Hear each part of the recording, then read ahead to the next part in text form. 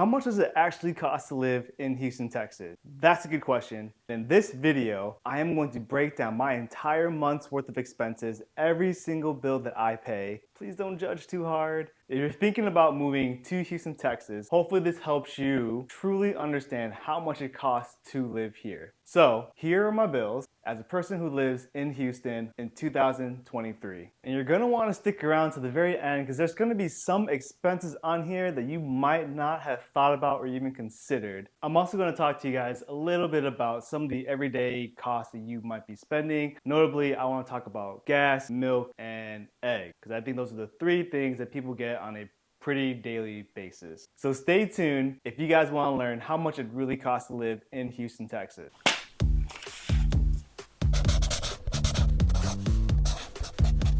My first expense, and my most expensive one, to no one's surprise, is my mortgage. That is $2,200 a month. Now let me give you some context behind what's in my mortgage. So I bought my house in 2020. It was the peak of COVID, prime COVID. So I got a pretty sweet interest rate. It is just chef's kiss. My interest rate is 3.3%. I bought my house for $290,000. It is 4-bedroom, 2.5 bath, 2 stories, and it's about 2,300 square feet. So that mortgage covers my principal, my interest, my homeowner's insurance, my property taxes, and PMI, because I did not put 20% down. Ain't nobody got 20% to put down. So yes, I have a pretty sweet deal right now with my current house. So in today's dollars, you may want to budget maybe $2,200 to $2,500 a month, depending on what you are looking for. Also included in my house payments, my HOA fees. I pay $300 a year, which equals out to $25 a month. Is that cheap?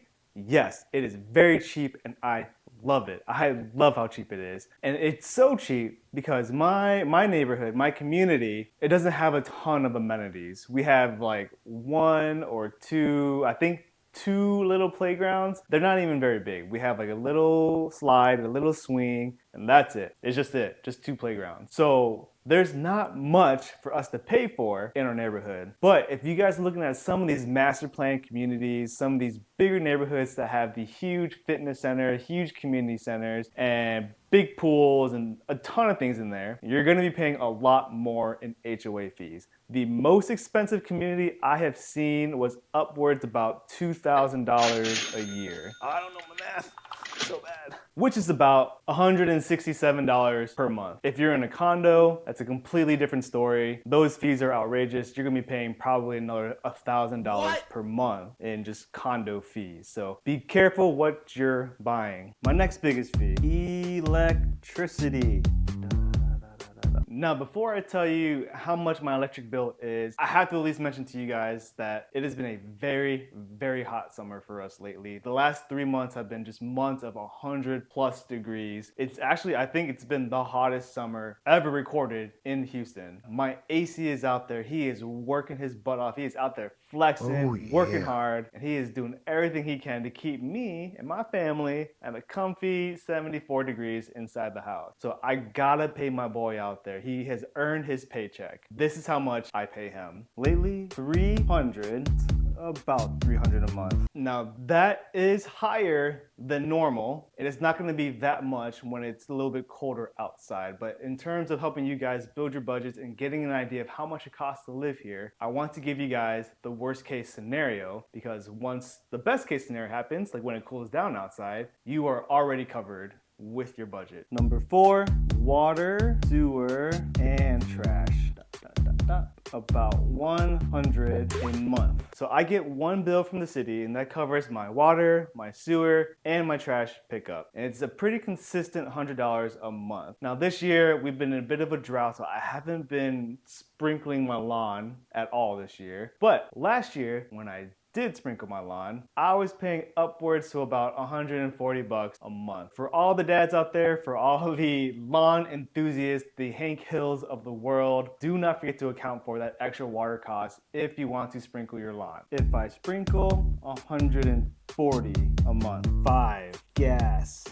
That is about $40 a month. Gas is a very cheap bill. I have a gas stove, a gas oven, and a gas heater. And during the summer when I'm not running the heater, it's about $40 a month. But in the colder seasons, I am running it, keeping my house at about a 68 to 70 degrees. That costs me about $70 a month. $70 a month when it's cold. When cold. By the way, if you guys have made it this far, it will cost you $0 to give this video a thumbs up. If you like this so far and you watched this video up until this point, why don't you give me a thumbs up? It helps me, it motivates me, and it encourages me to keep making these kind of videos for you guys. Number 6, internet. That cost me $80 a month. Now I pay for AT&T fiber internet and it is blazing fast. I love fast internet. Before I had my kid, I played a ton of video games and you can't play video games with slow internet. So I made sure to fix that by getting fiber internet with AT&T. This is not a sponsored video, but if you guys get a chance to get that service, definitely get it. It's super fast. I have their modem, and so I don't have to pay. I'm not capped on my internet usage. I have unlimited data every month. And for me, $80 is pretty cheap. Number 7, lawn care. $80 a month. I'm not a Hank Hill. I hire someone to cut my lawn. And I have them come every other week. And every time they show up, it's $40 a trip. So in a month, I am paying $80 a month, and these dudes are mowing my lawn and they're edging it, and they do a way better job than I do. I used to do it myself for a little bit, but it got to be too hot. I took hours to finish it. These guys come, they knock it out like 20 minutes. It saves me time and it saves me the energy too. So if you guys can spare the cost, definitely hire a guy. If not, you love doing your own lawn, more power to you. 8, a maid cleaning. That is $160 a month. Okay, a maid service, that's a little bit newer for me. I usually don't do it and I usually clean my own house. But since we've had a baby and we've been a lot busier in our lives, so it's harder for us to keep up with our home. So we hire a lady, it's actually a lady and her daughter. They come to our house every month and they just give our place just the good old scrub down. And they do such a good job. Every time we come back home when they're done, our home just smells like Pine Sol and Lysol, and it just smells like a brand new hotel room, you know? So it's, for us, it's definitely worth it. There's a lot less stress for us because now we don't have to worry about maintaining the house, keeping it clean, because we have someone to help us with that.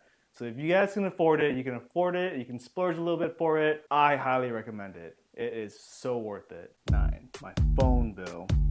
I use Verizon, about $200 a month. So for my phone service, I pay for 2 phones, my phone and my wife's phone. We use Verizon. We have unlimited data, 5G network. And for us using Verizon, going around the city, I never have any problems with dead zones or dropping calls, losing signals, none of that. Verizon has been a very good service for us. My wife used to use T-Mobile with her old family's plan, and she would drop calls and signal here and there throughout the city very randomly. But weirdly enough, when we were out in the country, driving to like Beaumont and we're just in the big open fields, she had tons of signal out there. And me, I was still on Verizon. I didn't have any signal out there. So depending on what you want to do and depending on who you want to use or where you're going to be might affect what kind of phone service you want to get. And number 10, car insurance. That's about another $100 a month. Now lastly, my car insurance bill might surprise you. It is a lot lower than kind of what the standard bill has been. I currently get my insurance through Costco, and it's a hard program to get accepted into. You have to have almost no claims, no anything with your car in like the last 5-year period. But if you can be safe and you make no claims and you are just a textbook driver's ed driver and you can qualify, you can get this sweet price too. I used to have State Farm before this, and for my car alone, I used to pay $230 a month. So going from that to this is way better.